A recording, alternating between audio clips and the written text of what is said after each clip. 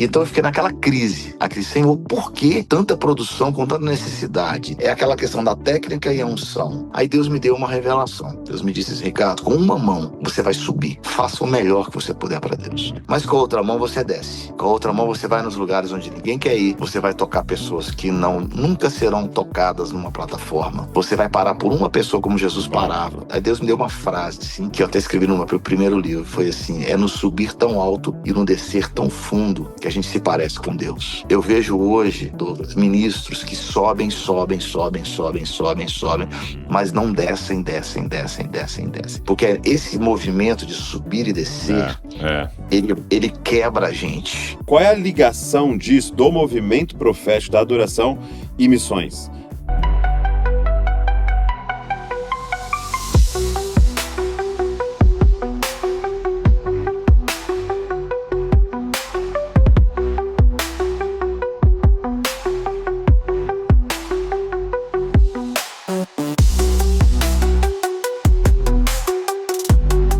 Fala galera, Jesuscope, Douglas Gonçalves por aqui para mais um Jesuscope Podcast, essa mesa abençoada aqui de comunhão, onde tantas pessoas, homens, mulheres de Deus, já sentaram aqui pra gente conversar, pra gente ouvir testemunhos, pra gente ser inspirado, pra gente chorar, dar risada, e como a gente tem sido abençoado já nesses anos de podcast do Jesuscope, e hoje não vai ser diferente, é o meu convidado muito especial, já com anos aí de caminhada com o Senhor, servindo a nossa nação, e eu tenho certeza que vai ser um tempo de muito aprendizado aqui pra nós, e você sabe que a gente quer sair daqui com um objetivo, que a gente quer sair daqui mais parecido com Jesus, e eu tenho certeza que o Senhor vai falar com a gente. Deixa eu te fazer um pedido, antes da gente começar, se inscreve aqui no canal, nós estamos chegando, gente, a 3 milhões de pessoas declarando, eu quero ser uma cópia de Jesus. Então, faça parte aí dessa galera que está declarando isso, e você vai estar recebendo todo o nosso conteúdo aí e sendo abençoado. Beleza? Então se inscreve no canal aqui,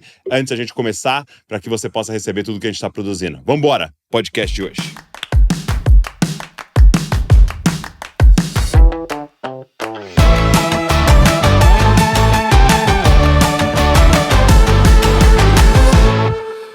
Meu amigo, Ricardo Robertella, tudo bem? Graças a Deus, tudo na paz, que honra. Finalmente a gente conseguiu estar junto, né? Verdade, privilégio, viu? A última vez que eu te vi foi no evento da Nívea, eu acho que... Conferência da Nívea. Eu acho que, mas estava assim, foi um dia, uma noite só ali que a gente se viu, e muito rapidinho. Verdade, uma grande bênção. Muitos anos. Amigos em comuns, né? A gente diz que amigos em comuns, que a gente também é amigo, né? Porque realmente Nívea é uma pessoa muito especial. Poxa, uma das grandes pessoas aí que eu admiro na nossa nação. Uma coisa que eu aprendi a admirar, Ricardo, é constância, né? Constância. É você ver pessoas que há décadas, né, estão ali com a mesma mensagem, com a mesma ênfase, posicionadas no Senhor, né? Isso é muito inspirador para mim. Eu acho que, principalmente por causa do meu pai, né, 35 anos, quase 40 anos aí já pregando a mesma mensagem para família e casais, isso me inspira muito. Então, quando eu vejo pessoas como a Nívea, como você, isso enche meu coração de esperança e de alegria, viu? Glória a Deus. A glória é toda de Deus. A gente está pela graça. Mas dia após dia, né? É pela graça, todos os dias, sim. Ricardo, eu queria começar com uma pergunta que eu sempre faço quando a pessoa veio a primeira vez, né? Como é que foi que Jesus te encontrou? Você vem já de família cristã, pai, mãe, já ali na igreja? Você é o primeiro da sua família? Como é que foi isso? Não, sou o primeiro a converter em toda a minha família. Eu me converti na faculdade, eu sou formado em engenharia civil, eu estava na UFMG de Belo Horizonte.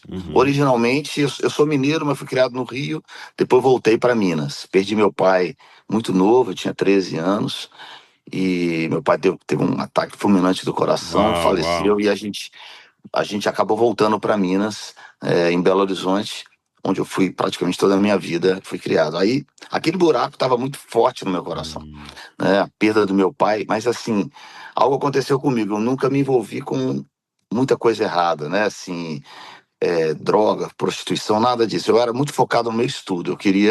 Eu queria passar na faculdade o mais cedo possível, me dar bem na vida, correr atrás do meu sonho, minha carreira de ser engenheiro arquiteto. Esse era meu sonho, né? E aí, com 19 anos de idade, alguém entregou um folhetinho na minha mão. Por isso que eu amo evangelismo, porque eu fui Entendi. fui salvo por um folhetinho assim naquela época, onde você vai passar a eternidade. É mesmo? Sabe? É.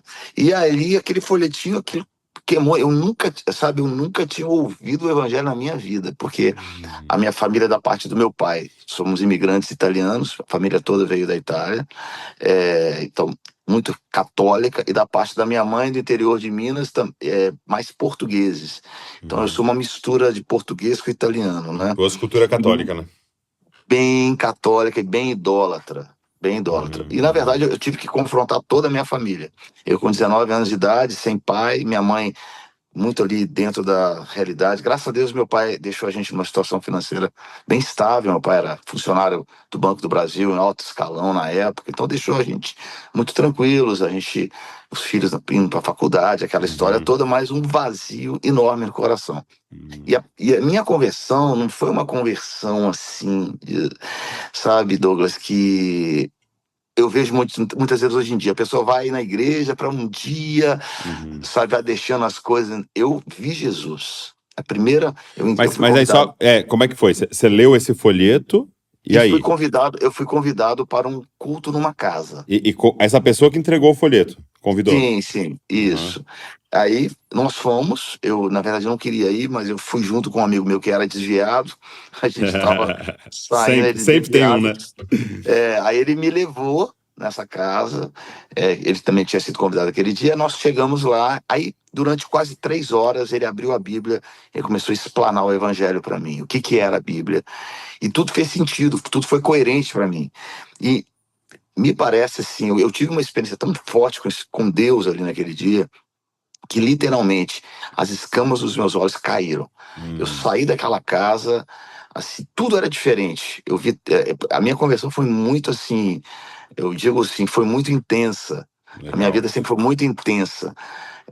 Saí dali de líder de jovem de faculdade, comecei a ser pregador dentro da própria faculdade. Eu organizava festas na UFMG e eu comecei a pregar, pregar, pregar. Um ano depois eu tranquei minha faculdade e fui morar nos Estados Unidos.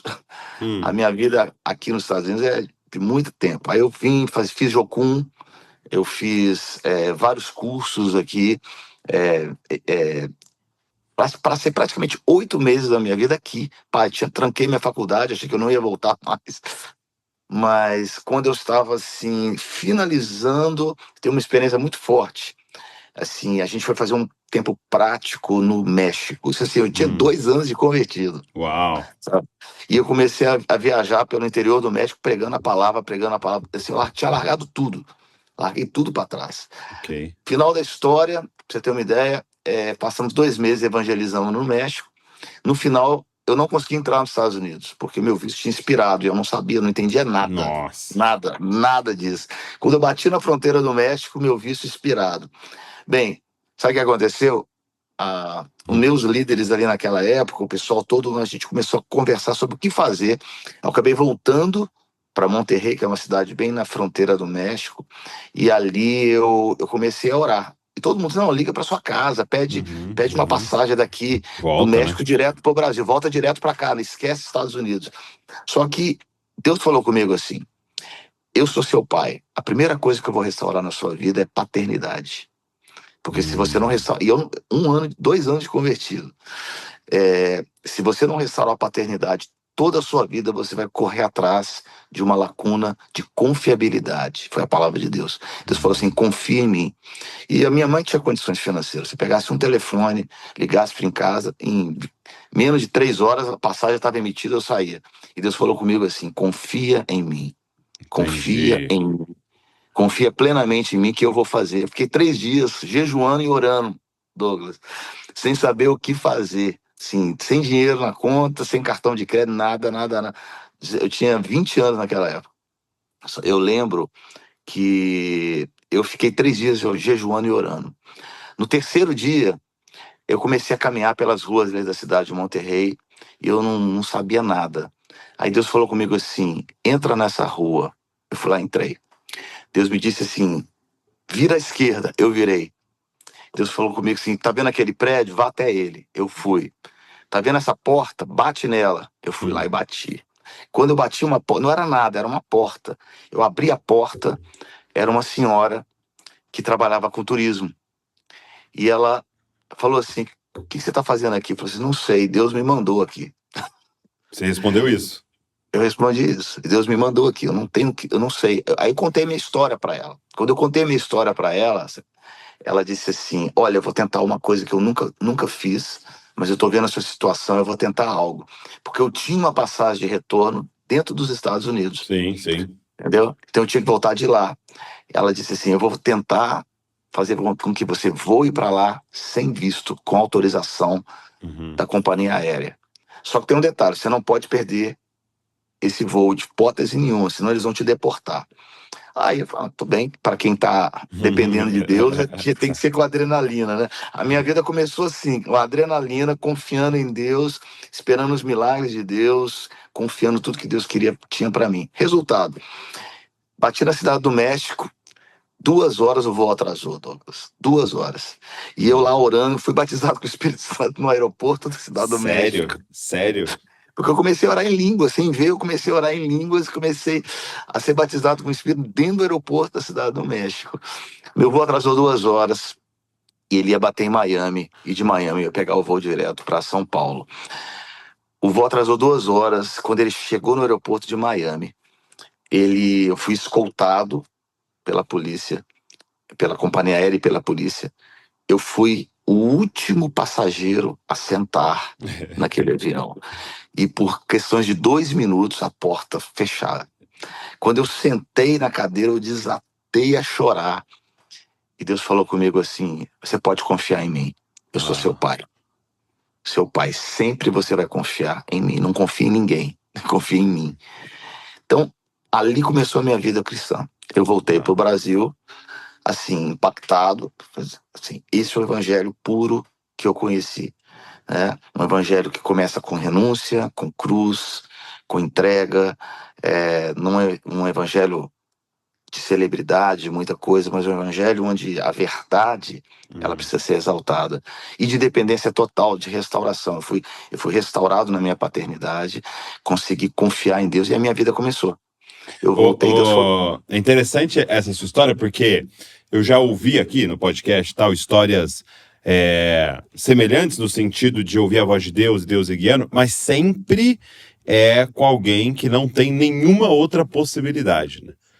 É sempre quando eu não tenho ninguém para ligar, mas interessante sua história, podendo, né, com uma ligação, falar com a mãe e resolver, Porque não fazer, Deus falou, o que Deus falou comigo foi o seguinte, Deus me disse assim, sua mãe não é cristã. Minha mãe não é cristã. Hoje ela está vivendo assim um tempo na vida dela, já está bem mais idosa, mas assim, ela aceita, ela ora, já aceitou Jesus, mas ainda com aquelas tradições mais católicas, mas ela já aceitou Jesus. Resumindo, Deus falou comigo assim, se você ligar para ela sempre vai pensar que Deus é esse, que na hora que você mais precisa, você liga para mim. Forte. E aí Deus falou comigo assim, eu quero que você ganhe ela com a confiança que o que você depende não é dela, você depende de mim.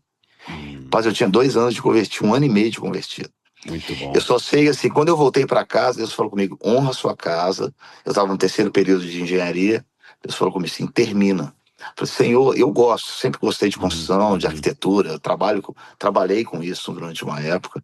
Né? Até hoje eu trabalho também, mas assim, mais assim para mim, coisas minhas.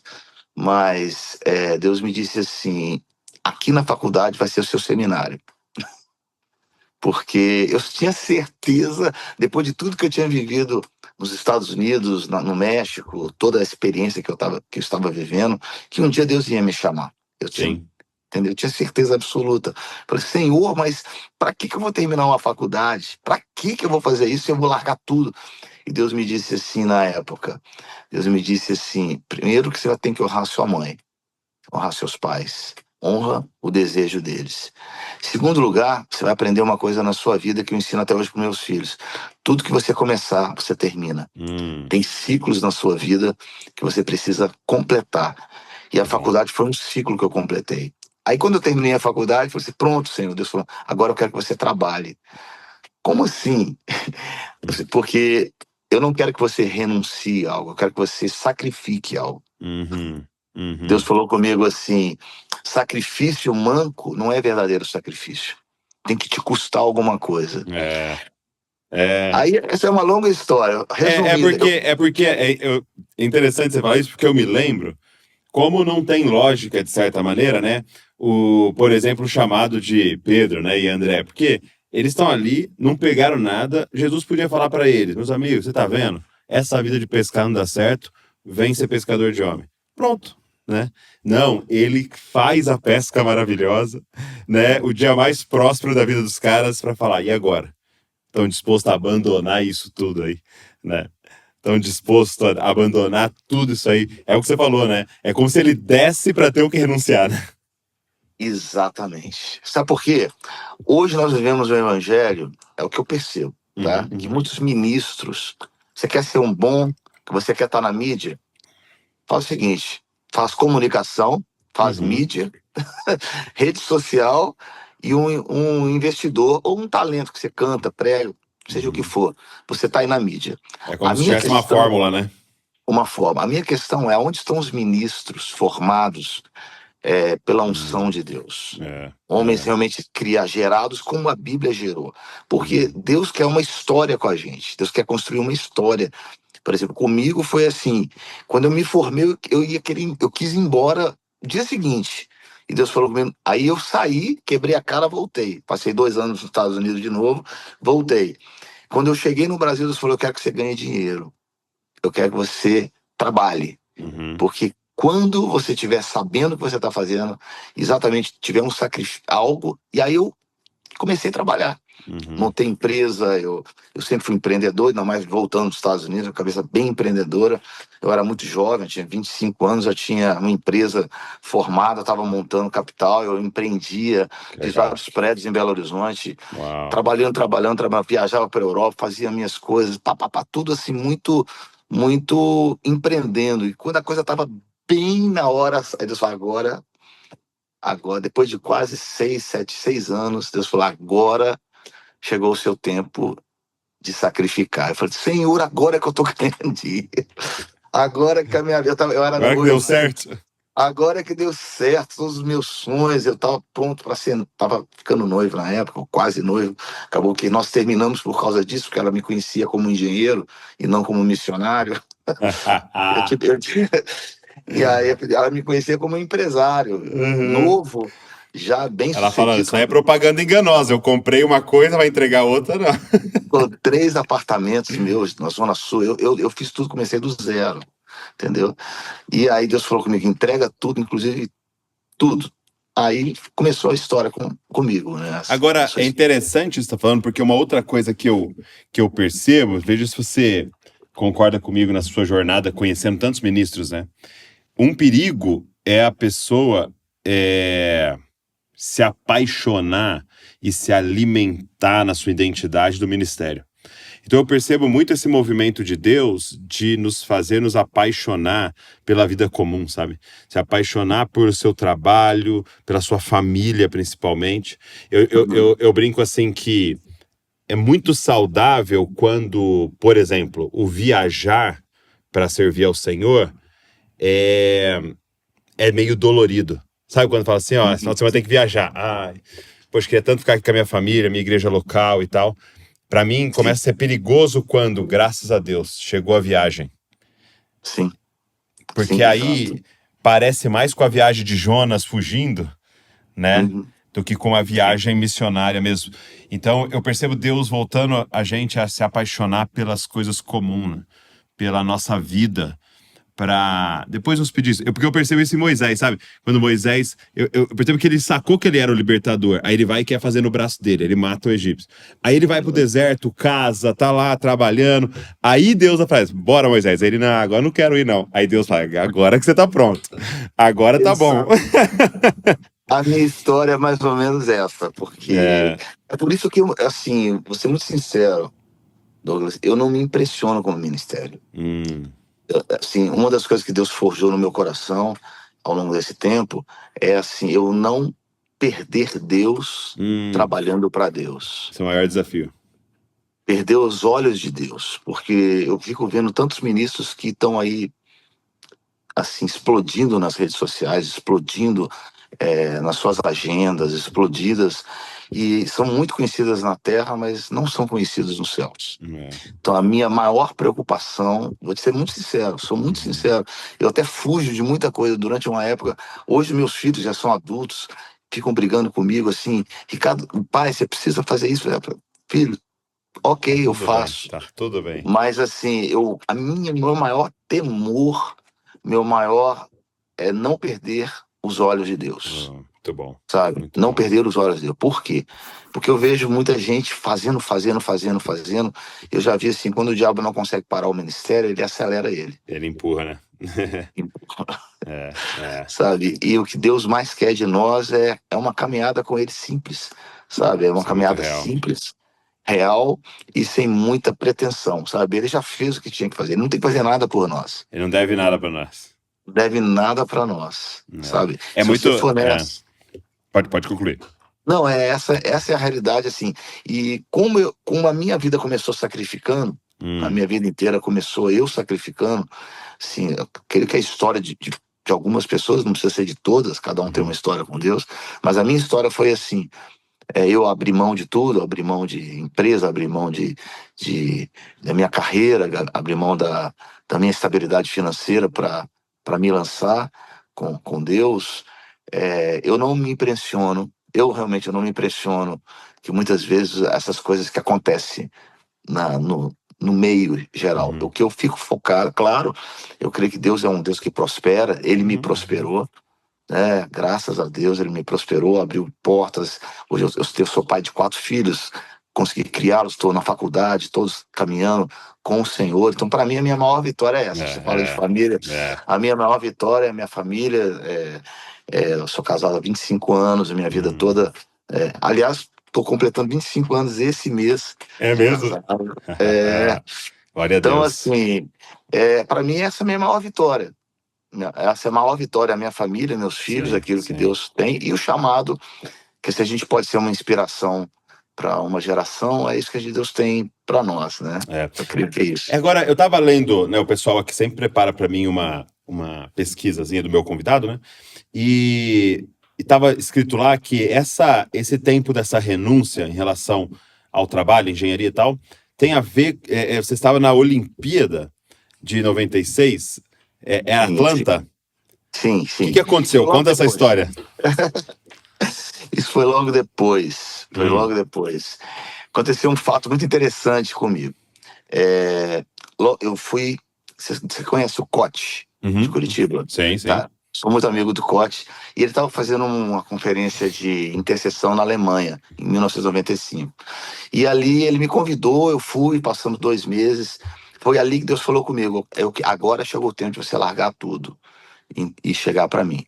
Aí eu larguei tudo. Aí eu falei: não, eu vou voltar para o Brasil, vou começar com meu sócio. A gente estava com uma empresa, tinha mais de 7 prédios construindo simultaneamente em Belo Horizonte, numa época de muita expansão imobiliária em Belo Horizonte. Uhum, Aí eu falei: eu vou largar tudo. Agora, Deus falou: agora está na hora de você largar. Entendeu? Aí quando eu voltei para o Brasil, eu comecei com meu sócio e ele me disse assim: ok, me dá só 6 meses.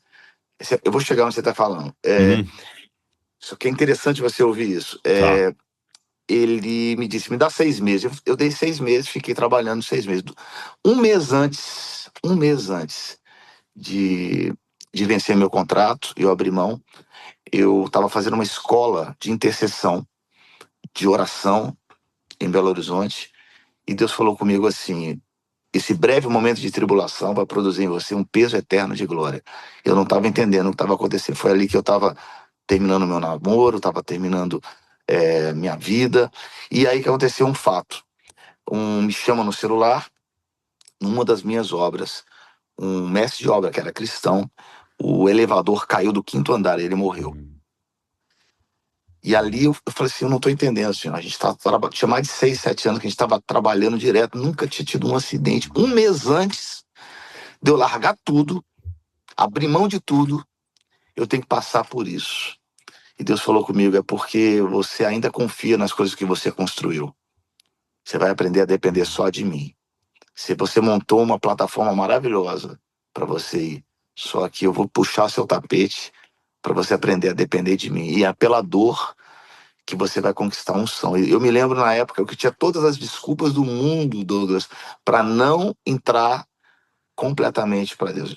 Eu tinha terminado o namoro, eu tinha passando por um processo jurídico, porque depois a gente provou que foi um acidente, que na verdade a gente terceirizou a, a coluna, né, de elevador, e eles não deram manutenção, e foi terceirizado, a gente não teve culpa, mas a gente teve que pagar indenizações, eu perdi parte do meu patrimônio na época, porque eu tive que arcar com tudo isso, e ali no meio de tudo Deus falou comigo assim, agora faça a escolha que eu quero que você faça. Entra pra mim, confia em mim. E eu senti, sabe aqueles filmes onde você tem um portal assim na sua vida? Uhum. Um portal para você. Se você entra naquele portal, Deus fala, olha, se você ficar e ter sua vida normal, continuar trabalhando, restabelecendo a sua parte financeira e estrutural, eu vou te abençoar sempre, porque o seu coração está comigo. Mas se você entrar, eu vou te ungir. Diferente, hein? É diferente. É diferente. E eu que estava acostumado com um apartamento todo mobiliado, tudo lindo, para casar, tudo montadinho, tudo assim, com um salário altíssimo em dólar. Praticamente na época a gente fazia muito negócio. Eu comecei a vender meu carro, fiquei só com um apartamento e subi a pé. Eu subia na pé, não sei se você conhece Belo Horizonte, cheio de É só morro. morro. É igual Bragança É, aqui. isso. Aí eu lembro que eu estava subindo um dos morros, assim, Deus falou comigo assim, e aí? Você ainda quer me seguir? Agora eu quero seu sim. Aí eu falei sim para o Senhor. Foi naquele momento que Deus falou comigo, eu quero que você vá para Atlanta. Eu comecei a organizar um grupo de jovens para a gente fazer evangelismo nas Olimpíadas de Atlanta. Eu quero que você vá para lá. Falei, Senhor, eu não posso nem sair do país direito por causa dessa questão que ainda não tinha sido resolvida. Ele falou assim, confia em mim, que eu vou fazer tudo. Eu levei 40 jovens para Atlanta nas Olimpíadas. Quando eu chego em Atlanta, fomos batizados com o Espírito Santo nas ruas de Atlanta. Assim, jovens foram tocados, a gente evangelizava, assim, a gente via pessoas sendo curadas na rua.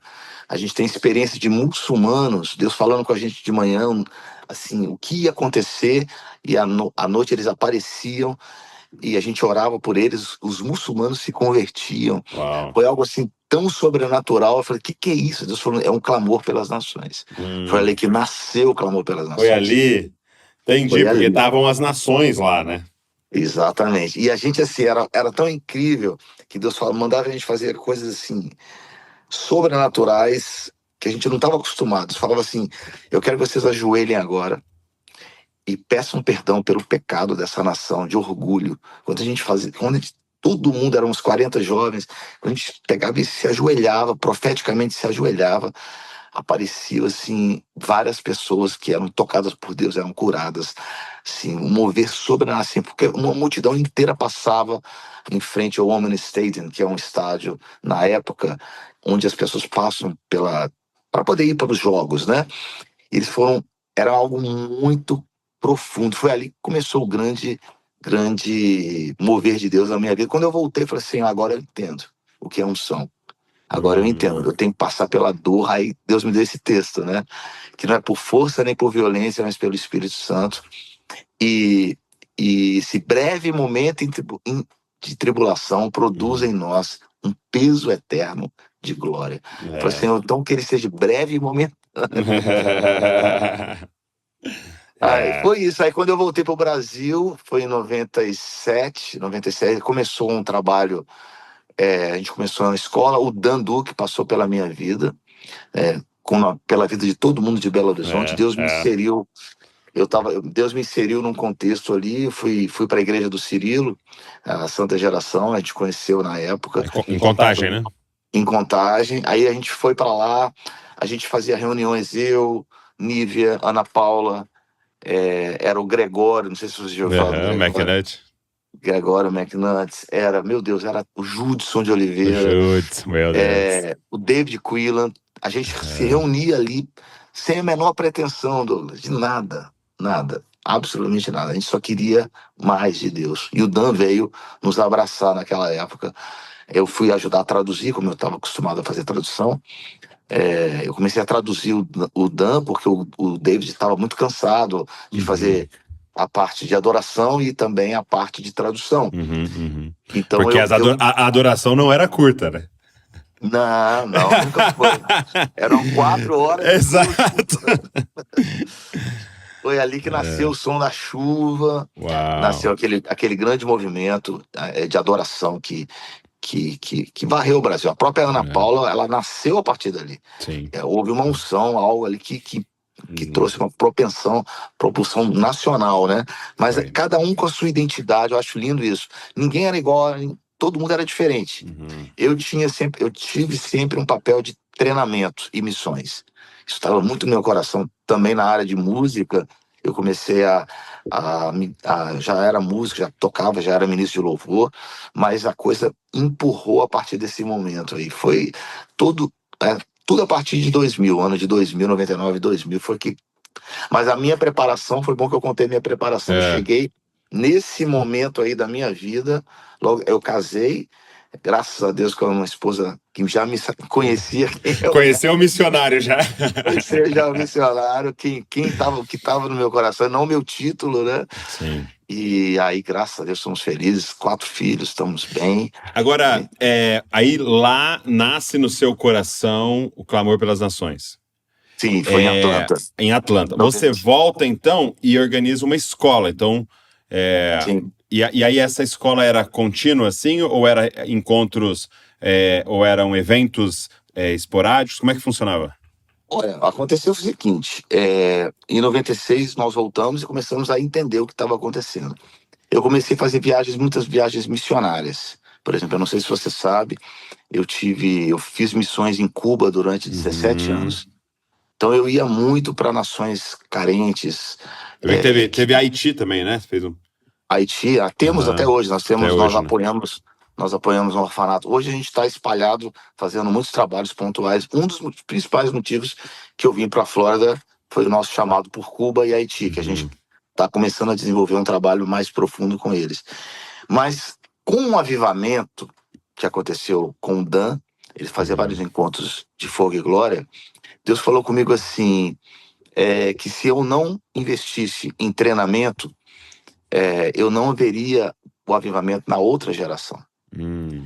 Então, nós começamos a criar escolas. Foi quando nasceu a Escola do Clamor, em 98. O Clamor nasceu em 96, mas a Escola do Clamor, ela nasceu em 1998. E foram escolas assim, primeiro uma escola que a gente fazia 4 meses de treinamento. 4 meses de treinamento, era assim. E pessoas vinham morar em Belo Horizonte para fazer? A primeira escola foi na igreja. Tá. Foi na Batista de Contagem. As pessoas moravam nos apartamentos. Depois de 2 anos, a gente alugou um sítio. Um sítio em Belo Horizonte. E as pessoas moravam lá? As pessoas ficavam lá durante 4 meses. Né? Então, o estilo da Jocum, né? Era bem parecido. Só que nós fomos nos adaptando ao longo do tempo. A gente percebeu a dificuldade, então o que a gente começou a criar? Uma escola curta, mas também híbrida no ponto de vista da internet. Tá. Entendeu? Então a gente começou a fazer assim, hoje a gente tem Escola do Clamor que são 13 dias, tá? Antigamente era 4 meses, mas a gente entendeu, a gente foi adaptando à nova realidade do mundo, né? Ao longo dos anos, a gente foi adaptando, a gente foi diminuindo e a escola crescendo, e a gente diminuindo o tempo físico e criando alternativas onde a gente ia fazer seminários nas igrejas locais, íamos também, fazíamos conferências locais e saindo somente de uma plataforma de uma cidade e a gente reformulou, a gente entendeu que a gente tinha que repaginar para essa geração, que a geração do ano 2000 não é a mesma de hoje, exato. Nem dos anos 2010. Ritmo, então, o ritmo, tudo, Então a gente foi repaginando a escola, onde hoje nós chegamos numa escola híbrida, né, onde a gente tem um treinamento online e temos 10 dias presenciais, que a gente fica realmente interno, manhã, tarde e noite, que isso também nós não abrimos mão nesses 10 dias, porque são intensos, mas pessoas trabalham, a gente trabalha durante o ano inteiro de treinamento. Essa é a nossa ideia. Bom, e aí o trabalho hoje, por exemplo, Cuba, no Haiti, aí nos Estados Unidos e tal, também o foco também é a escola? Não. Nós começamos o trabalho em Cuba trabalhando a libertação da nação através da intercessão. Uhum. Tá? Então nós íamos para lá para a gente servir a igreja local. Tá. Né? Alunos saíam comigo, tá? A gente sempre trabalhou com vários alunos. Então, por exemplo, eu estava falando ontem com a Heidi, conhece Heidi Baker? Moçambique. A gente sempre trabalhou com Heidi em Moçambique. Então a gente levava equipes da escola para lá. Ela é uma das nossas preletoras, inclusive está vindo em janeiro para nossa escola e conferência. É mesmo? Sim, ela vai estar com a gente em janeiro. Muito bom. E a gente sempre trabalhou com parcerias. A gente começou a trabalhar com parcerias. Então, por exemplo, hoje nós adotamos famílias em Cuba. Né? Nós temos um trabalho onde nós listamos as famílias, onde nós sabemos as necessidades das famílias, e a gente adota famílias e a gente envia recursos para elas. Estamos ainda nesse processo de recomeçar isso, porque teve todo um processo político complicado durante esses anos. É difícil, muito difícil. Foi bloqueado, os Estados Unidos não permite mais que entre diretamente, a gente tem que fazer por uma terceira. O Haiti, por exemplo, a gente começou a levar muita gente para o Haiti, até o ponto que agora é impossível você levar qualquer pessoa para lá. É mesmo? Porque impossível. Porque no Haiti hoje, se você bater no Haiti hoje, você é sequestrado. É mesmo? Tá assim. Então, tá desse jeito. Então, e eles sabem, né, que podem pedir resgate à agência missionária, né? Eles sabem. Exatamente. Aí o que nós fazemos? A gente tem uma parceira, que é a Nations Help em Belo Horizonte, onde a gente trabalha com orfanatos lá. Então a gente ajuda a levantar recursos para eles, né? E hoje eu também estou abrindo um novo campo em Angola. Mês que vem estamos indo para Angola. Uau. A gente está trabalhando lá também com adoção de crianças em Angola. E aí vai. Nós estamos querendo crescer tanto aqui nos Estados Unidos como título de treinamento e missões e avivamento, que é aquilo que está no meu coração, que na minha opinião é tudo uma coisa só. Né? Então, eu ia te fazer essa pergunta, porque quando eu olho para o Clamor pelas Nações, quando eu penso no Ricardo Robertella, eu penso em um movimento profético, eu penso num movimento de adoração, eu lembro do avivamento, né, que acontece na região de Belo Horizonte, Contagem, Minas e tal. O que isso, qual é a ligação disso, do movimento profético, da adoração e missões? Né? Qual é a ligação das duas coisas? Para mim é uma coisa só, Douglas. É uma coisa só. Se você está esse é o grande problema, que as pessoas às vezes elas perdem elas perdem o timing, elas perdem a unção, elas perdem a visão. Porque o que a gente precisa entender é que Deus, ele tem coerência.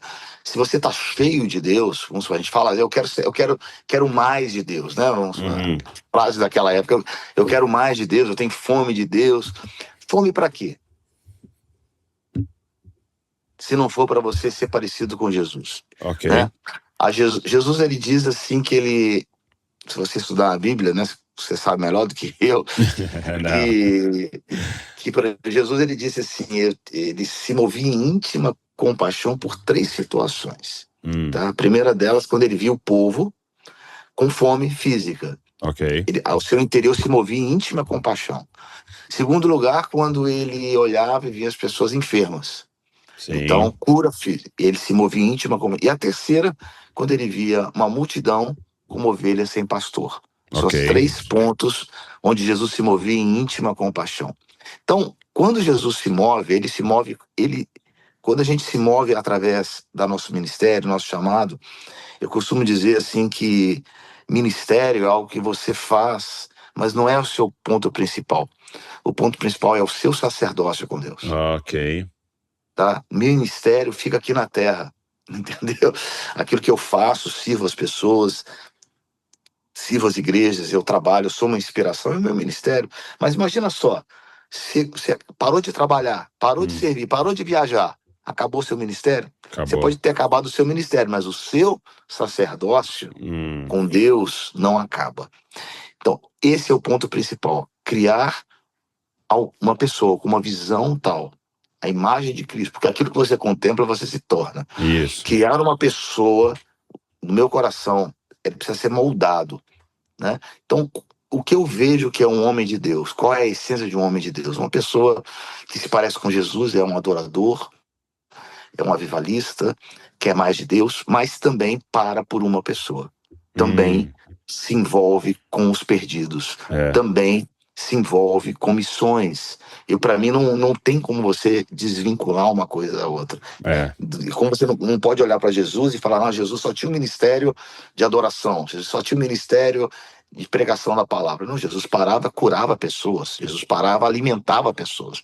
Jesus se importava com a dor daquelas pessoas. Então, para mim, você fala assim, eu sou um grande evangelista, um grande avivalista, que eu falo de adoração, eu sou um adorador, cantor, mas você não vê a sensibilidade do que realmente Deus sente pelas nações ou pelas pessoas, tem algo que está faltando.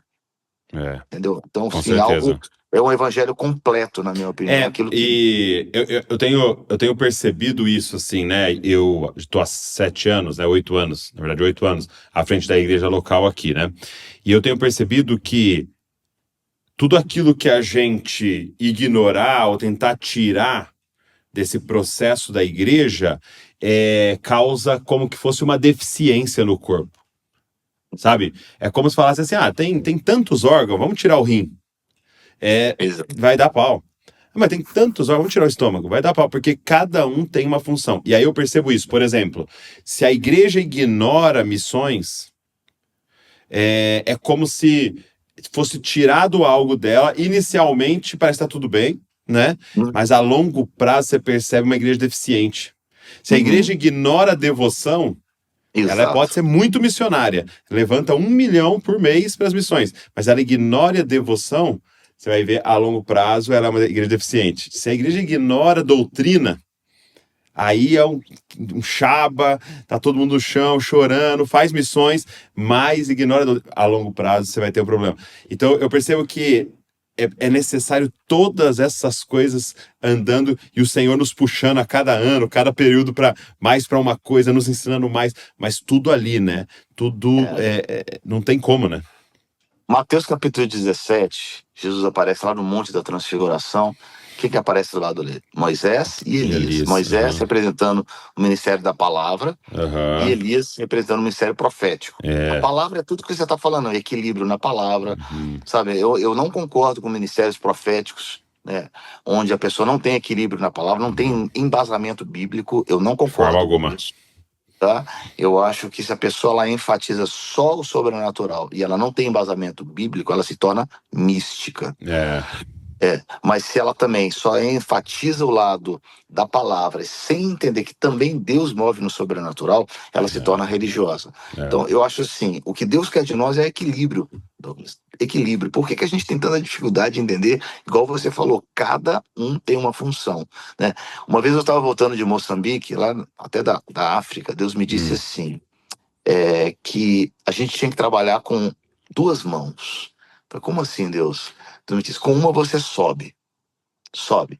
Aí, porque eu tava naquela crise, né? Vamos supor, eu sou muito amigo do Fernandinho, Megas Produções. A gente é amigo mesmo, a gente é amigo de ser irmão mesmo, de casa, etc. Então, e ele sempre me ajudou muito em algumas produções que a gente faz. Então, eu fiquei naquela crise. A crise, Senhor, por que tanta produção com tanta necessidade? Então, é aquela questão da técnica e a unção. Aonde a gente investe? Aí Deus me deu uma revelação. Deus me disse assim, Ricardo, com uma mão, você vai subir. Faça o melhor que você puder para Deus. Seja excelente onde você faz. Produções, escola. Vá nas portas que Deus te abrir. E faça o melhor. Com uma você sobe. Você sobe. Mas com a outra mão você desce. Com a outra mão você vai nos lugares onde ninguém quer ir. Você vai tocar pessoas que nunca serão tocadas numa plataforma. Você vai parar por uma pessoa como Jesus parava, para ouvir a voz de uma pessoa. E aí você vai me entender como você parecer comigo. Aí Deus me deu uma frase, assim, que eu até escrevi no meu primeiro livro, foi assim: é no subir tão alto e no descer tão fundo que a gente se parece com Deus. Sabe? Eu vejo hoje, Douglas, ministros que sobem, sobem, sobem, sobem, sobem, sobem, sobem. E isso é a característica de Deus, mas não descem, descem, descem, descem, descem. Porque esse movimento de subir e descer, ele quebra a gente, sabe? Aí é o ponto que onde eu vi ontem, eu quero enfatizar, que é a questão da humildade, do quebrantamento e da sinceridade. Se você não faz esse movimento, qual é esse movimento? Esse movimento de, não, eu sou espiritual, então eu não tenho nada de técnica. Poxa, não é isso que Deus está falando. Não. Sabe? Você tem que pegar toda a sua técnica e servir a unção que você carrega. Sabe? Você tem que pegar tudo que você tem como talento, seja o melhor, faça o melhor, seja excelente. Organize a sua vida, coloca tudo em ordem, planeje tudo. Aí do meu lado de engenheiro, né? Planilha. Aí tem aí família, aí eu planejo tudo bonitinho. Aí tem o outro lado, que é o meu lado profético, que bagunça tudo, né? Mas esse equilíbrio das duas áreas traz o quê? Traz a essência de Deus. O que é a essência de Deus? É nos levar a um nível de revelação onde, puxa, é maravilhoso estar numa plataforma para 1 milhão de pessoas. Como é maravilhoso ter o mesmo coração por uma pessoa. Isso é a essência do evangelho. Então, a gente entende que a gente precisa voltar nesses altares, igual eu falei com você. A gente está vivendo uma época que não é para apontar dedo A, B, C ou D. Acho que isso não vai fazer muita diferença. Mas a gente está vivendo uma época onde a gente precisa levantar os altares corretos. Que normalmente você levantando aquilo que é correto e apontando, normalmente o que não é de Deus vai cair. E eu vejo assim, hoje, principalmente o Brasil, a gente é um povo um pouco sem identidade. A gente fica querendo copiar alguma coisa. Então a gente fica querendo subir, subir. Eu tô voltando a esse subir. Puxa, o cara tá lá em cima, eu tô bombando, Deus tá me aprovando. E Deus fala: olha, você está com uma característica de Deus. Você não tá errado. Só que tem um outro lado de Deus que você está perdendo. Você está perdendo a simplicidade, você está perdendo o parar por uma pessoa, você tá perdendo compaixão por vidas. E aí você perde o poder do equilíbrio. É onde você se quebra na presença de Deus. Nos protege muito. E esse descer que você está falando, né? Me vem duas coisas sempre em mente, que é, de novo, sendo até repetitivo, né? Nossa família e nossa igreja local, né? E nossa igreja local, como isso nos protege, né? Porque totalmente. Você pode, como você disse, você foi lá, viajou, encontrou lá 5 mil pessoas, terminou, foi um mover de Deus, as pessoas vêm falar com você, falam: cara, obrigado, sou muito agradecido pela sua vida, você é uma bênção, você ouve tudo aquilo, mas você vai voltar para casa, e aí criança com a fralda suja, entendeu? Lição de casa de ciências, entendeu? E aí você volta para a vida comum, para o servir né? Que não vai pedir uma foto com você, e aí você vai para a igreja local e você vai ter os seus desafios lá, e os aconselhamentos, e a pregação e tal. E como isso protege o nosso coração, né? Então, esse movimento que você está falando é tão fundamental, né? Essas duas coisas, isso é muito bom. Exatamente. Você citou um ponto muito importante: família. Família te faz puxar para baixo, né? Principalmente se você tem uma mulher de Deus do seu lado. Exatamente. Né? Que é voz de Deus, né? Porque ela não tá ali para te elogiar. Ela não tá ali simplesmente para apontar, ela tá para te apoiar. Só que não é bajuladora, né? Exatamente. E o que um ministro menos precisa são bajuladores. O que mais a gente precisa é a gente chegar nesse consenso, porque o que Deus mais quer não é perder a gente, né? Perder a gente no meio desse processo. Porque a gente está preparando as pessoas para quê, Douglas? Para fazer parte de um grande clã evangélico, ou a gente realmente está preparando a noiva de Cristo para subir, sabe? Se for para ficar, tá tudo bem, você entretém a noiva. Se for para ficar, a gente não fala a verdade com ela, entendeu? O importante é o que cada um tá vivendo a sua vida. Não estou interessado na sua vida de integridade com Deus, isso não importa. O que importa é o exterior.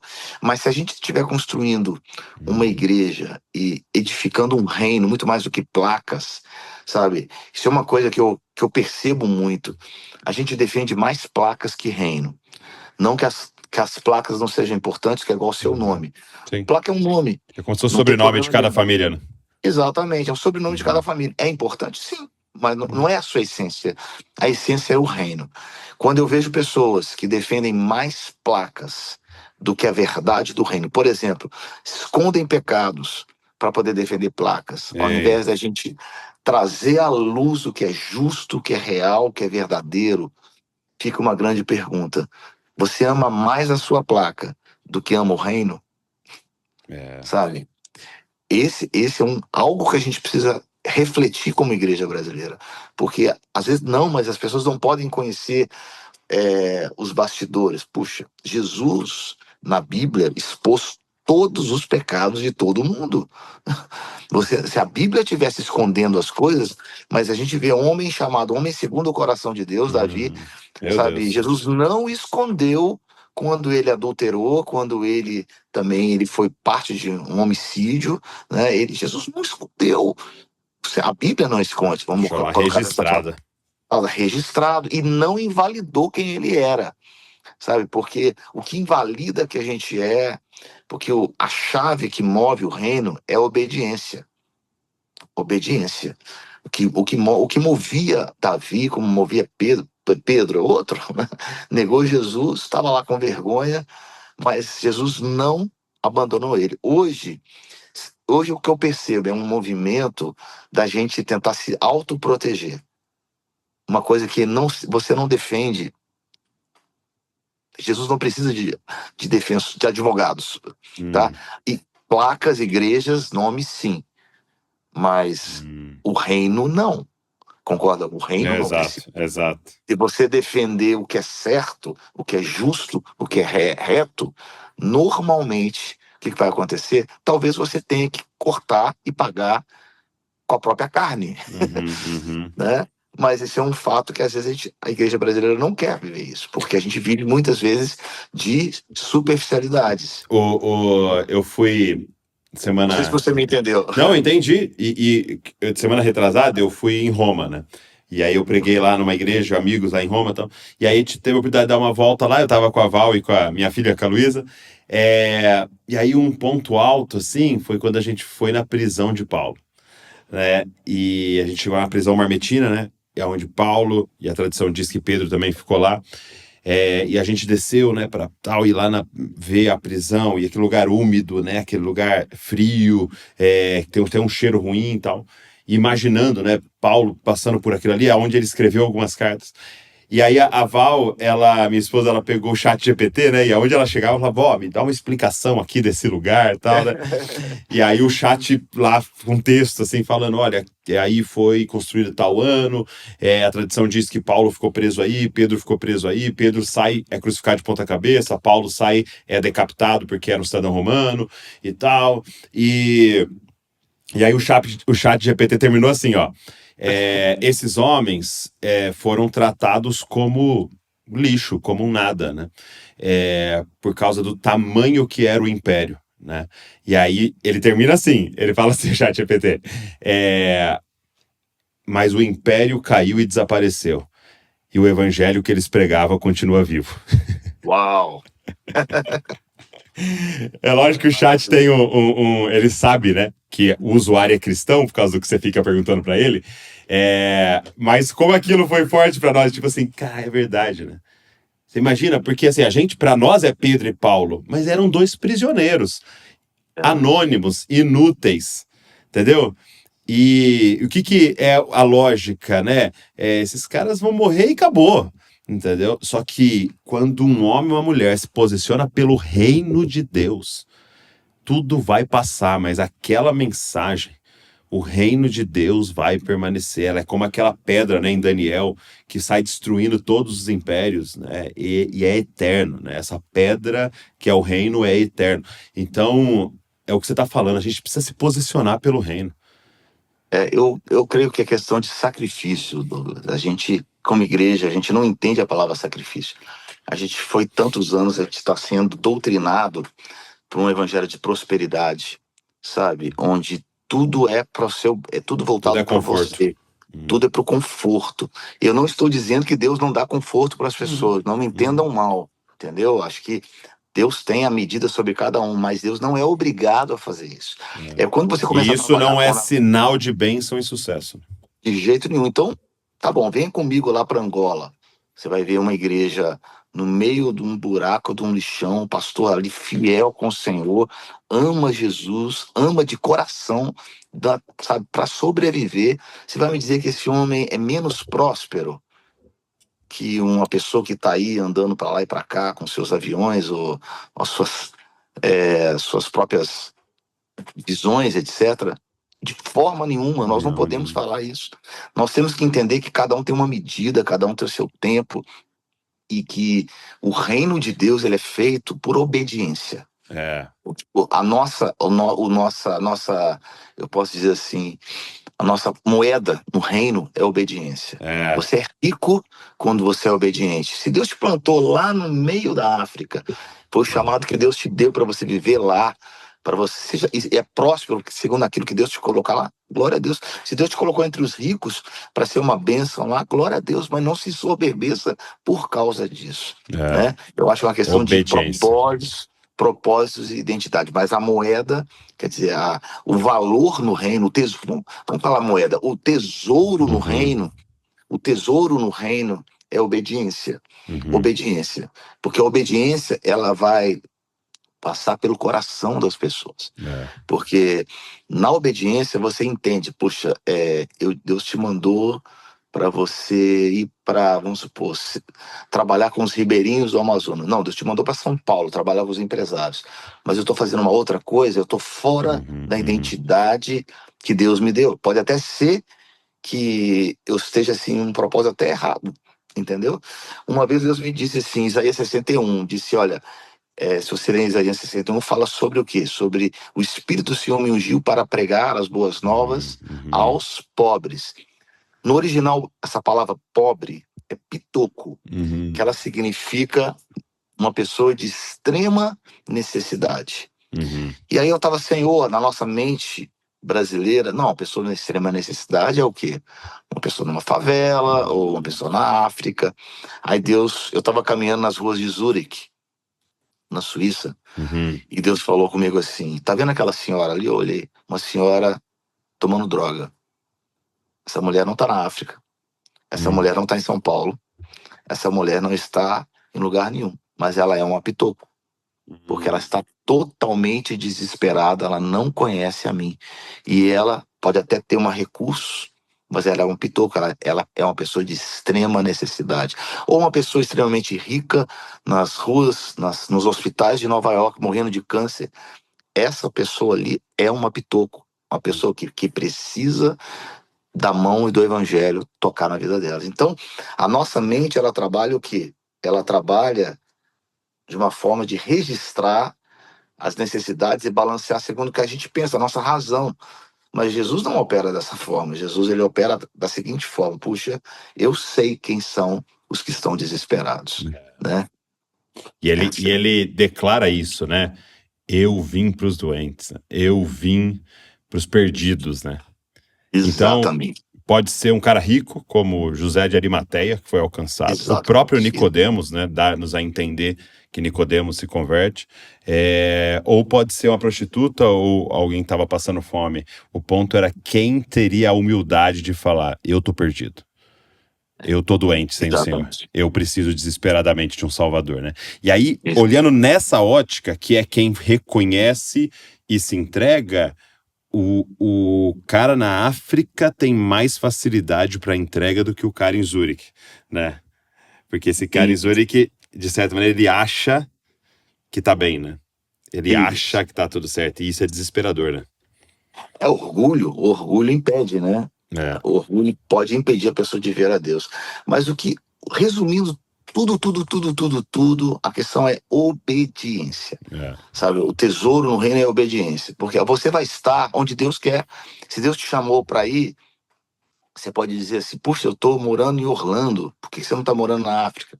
Eu acredito que eu queria muito estar fazendo outras coisas. Deus me plantou aqui por um propósito. Pra você ter uma ideia, eu quis voltar ao Brasil assim para morar umas 10 vezes na minha vida.